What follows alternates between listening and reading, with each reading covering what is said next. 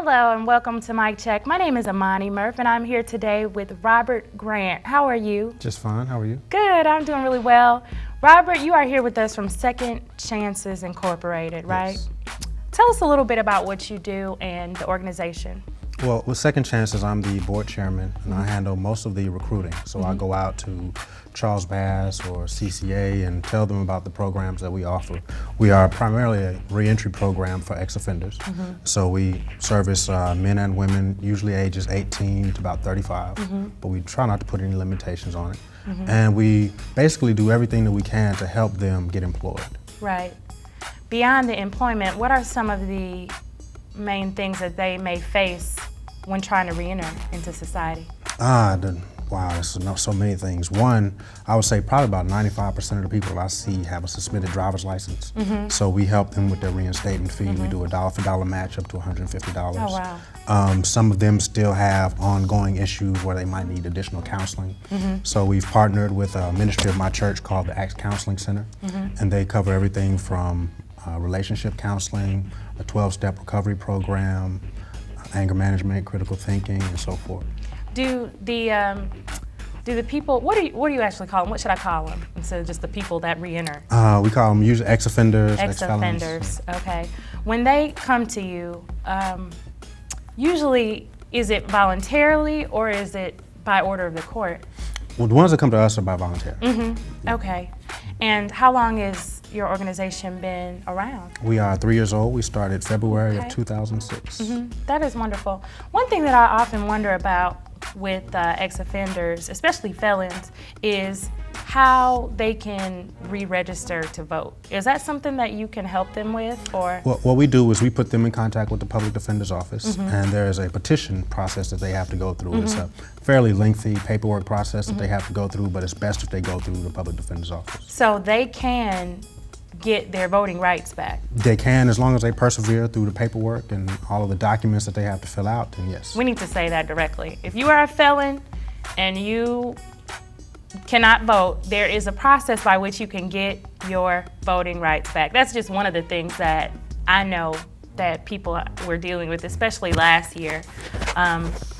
So when people come to you and they're trying to re-enter in society, what are some of the major hurdles besides the license? You know, are there any emotional things or things with their family that you see often?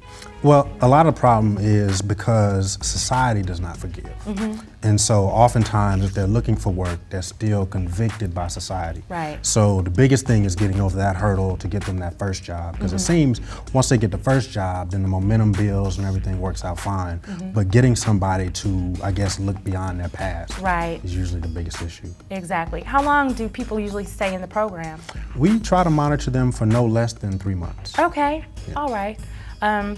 Is there a success rate that you can speak of with regard to not going back into the Well, right now, jail? I think we probably work with about 50 people, give or take. And I would say because of the economy the way it is, we probably about 50%. So I'd say 20 to 25% of the people that we serve, or 20 to 25 people that we're working with right now are currently employed.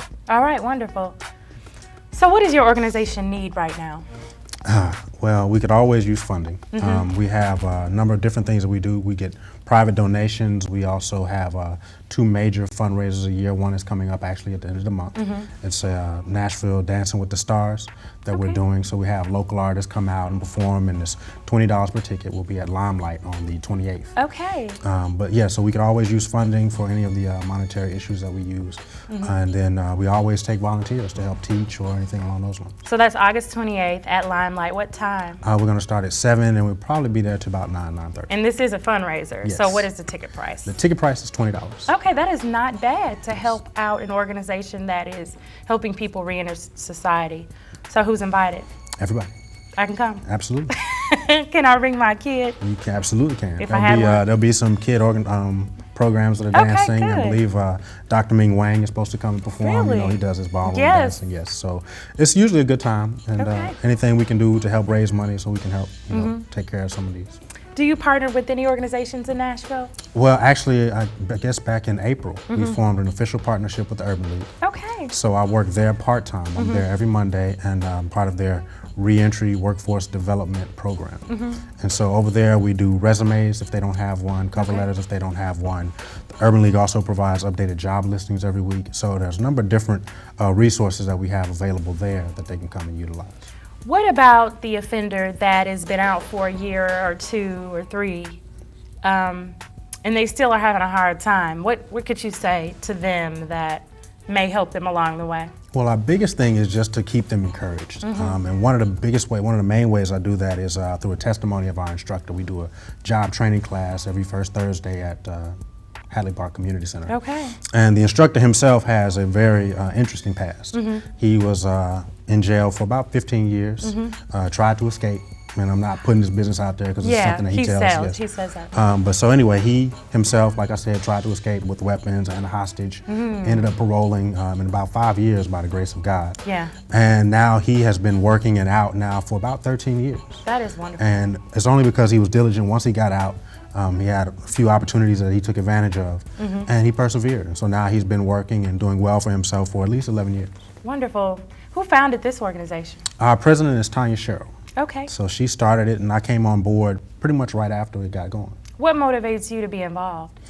I guess it's just that for me, I don't see enough people helping in this particular area because we have a growing population of individuals who are just coming out. Right. And there's just not enough as far as giving them, providing them with resources. Right. What about when they're in? Are there any programs that help inmates, or, you know, how are they educated about this program while they're in so that when they get out, they can make the segue back into society? Well, I try to get around as best I can to Charles Bass, which is one.